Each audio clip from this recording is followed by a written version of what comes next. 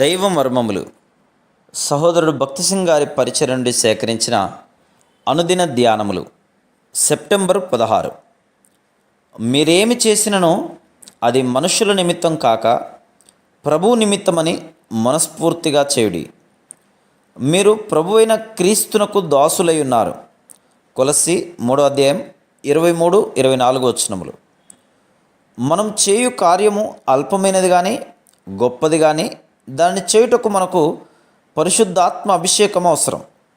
అది విధవరాండ్రను చూచుటే కావచ్చును, దేవుని మందిర సంబంధమైన మరి ఏ పని అయినను మనకు అభిషేకం అవసరం. జ్ఞానముతోనూ పరిశుద్ధాత్మతోనూ మనము నింపబడవలెను. మనుషుల వలన ఘనత నొందుటకై పని చేయకూడదు. దేవుని మందిరంలోనూ దేవుని సేవలోనూ మనమేమి చేయవలనో తెలుసుకొనుటకు గాను మనకు పరిశుద్ధాత్మ, జ్ఞానము, దైవిక అభిషేకము అవసరం. మనం ప్రతి ఒక్కటి ప్రభు కొరకే చేయవలను కానీ మనుషుల నిమిత్తం కాదు. దేవుని వలన ఏర్పరచుకొనబడిన పాత్రగా నీవును ఉండగోరేదవా? అయితే సాధారణమైన పనులను మనుషుల కొరకు కాక దేవుని కొరకే సంతోషంతో చేయుటకు ఇష్టపడము. అప్పుడు తన పరిశుద్ధాత్మతోనూ జ్ఞానముతోనూ దేవుడే నిన్ను నింపును. ఈ రీతిగానే స్టెఫెను దేవుడు ఏర్పరచుకున్న పాత్రగా కాగలిగాను. అపోస్తల కార్యములు 6:8 వచనం. స్టెఫెను కృపతోనూ బలముతోనూ నిండినవాడై ప్రజల మధ్య మహత్కార్యములను గొప్ప సూచక క్రియలను చేయుచుండెను.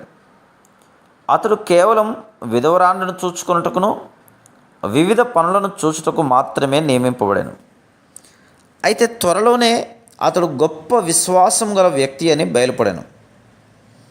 ఆయన చిత్తమును చేయుటకు నీవు ఇష్టపడినట్లయినా ఆయన నిన్ను ఏర్పరచుకొని నిన్ను బలమైన విశ్వాసిగా చేయును. దేవుడు జరిగించు మహత్కార్యములను నీవే చూచుదు. ఆయన సజీవుడైన దేవుడు. మాట్లాడుట యందు అతడు అగుపరిచిన జ్ఞానమును అతడిని ప్రేరేపించిన ఆత్మను వారు ఎదిరింపలేకపోయిరి. అపోస్తల కార్యములు 6:10 వచనం. అతనికి అప్పగింపబడిన పనిని చేయుచు అదే సమయమున అతనిని కలిసిన వారందరికీ స్టెఫెను దేవుని వాక్యమును అందించుచుండెను. అతడు సామాన్యమైన వ్యక్తి, దీనుడు, అయితే జ్ఞానుల నోరు మూయింపగలిగిన దైవిక జ్ఞానం గలవాడు, పరిశుద్ధాత్మతో నిండినవాడు.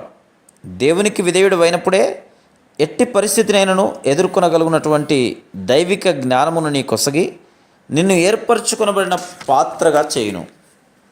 Praise the lord.